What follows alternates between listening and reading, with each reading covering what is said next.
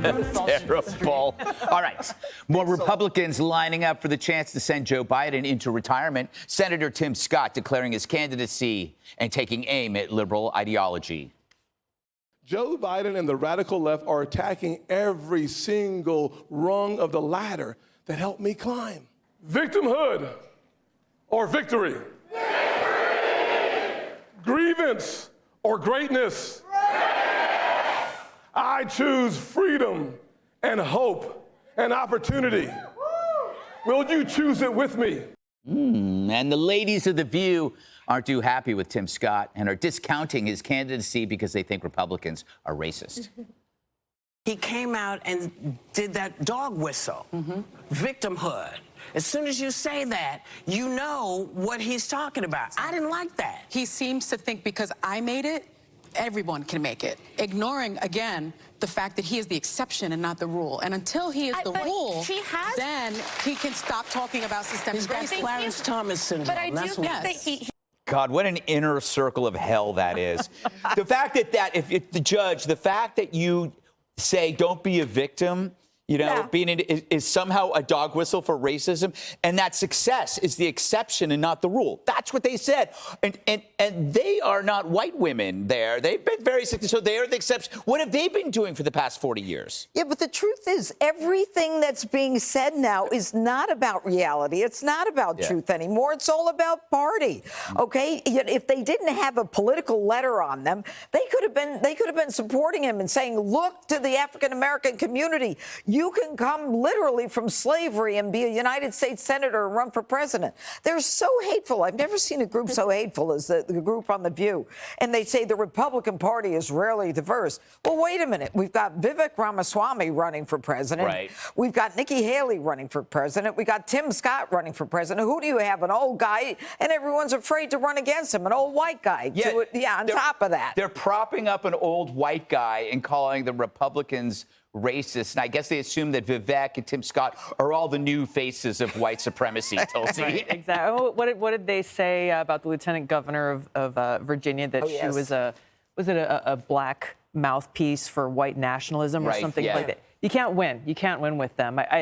Tim is a good friend. I really like him, and I wish him very well as he pursues this. But speaking about the Democrats and the DNC, if you listen to them, there is no primary. There is no opposition. They're going to try to pretend Bobby Kennedy's not polling at 20% because they don't want to have to put Joe Biden on the record to compare and contrast. Hey, you have a record.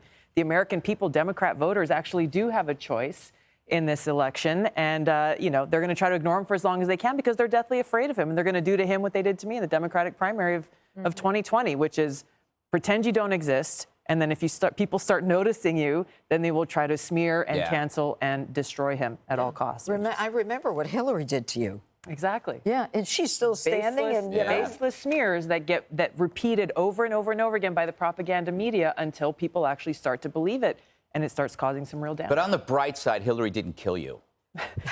It's always a possibility. Every day, life is a blessing, and I'm grateful always a possibility. I don't know, this is a Tulsi Gabbard body double right here. It's AI, exactly.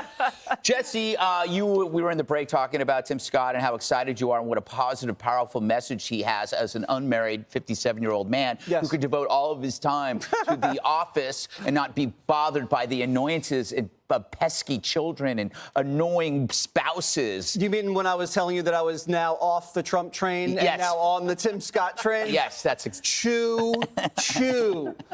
With all due respect, I don't understand the Tim Scott thing. Nice guy, but nice guys finish last. To me, he's just your average Republican senator. He votes with Republicans, and that's a good thing.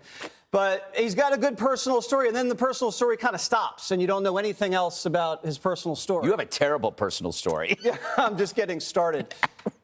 This guy is not running for president. He's running for cabinet, and people do that. You run for a cabinet position or you run for VP.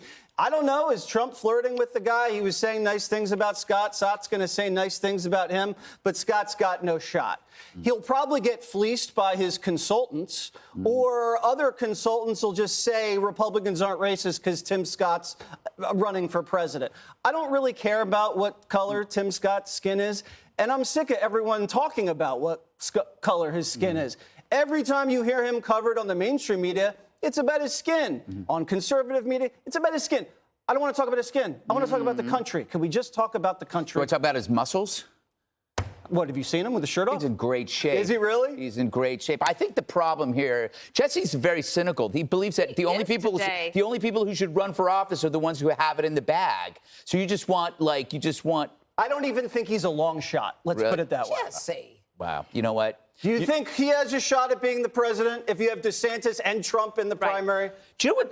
Go ahead. What bothers me, Dana, is that he does have a positive and powerful message. Yep. Overcoming obstacles, championing individual freedom. He's not a victim. And yet all of that can be discounted as he's just a dog whistle of white supremacy. It's like now when you talk about success, that is supposed to be like an insult to black people. How did that happen? One of the things that is impressive about him is how he lets that roll off his back. You remember he was the one who was trying to put forward police reform, all the Democrats turned on him. And they could have actually had that accomplishment if they had wanted it. It was right there for the taking.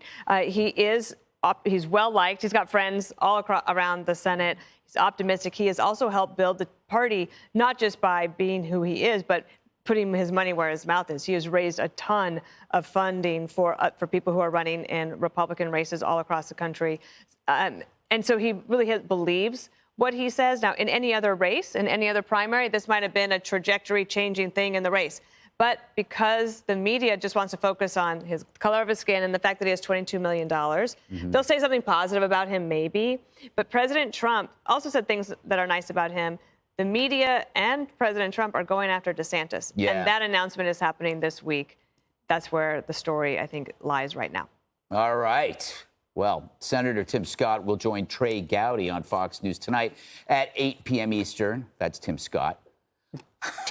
Ahead, Supreme Court Justice Neil Gorsuch shredding lockdown liberals who trampled all over our civil liberties. Hi, everyone. I'm Brian Kilmeade. I want you to do me a favor. I want you to click to subscribe to the Fox News YouTube page. This is the only way that I know for sure that you're not going to miss any great commentary, any great news bites, any great interviews coming your way on Fox. You can get it all here on YouTube. So subscribe right now.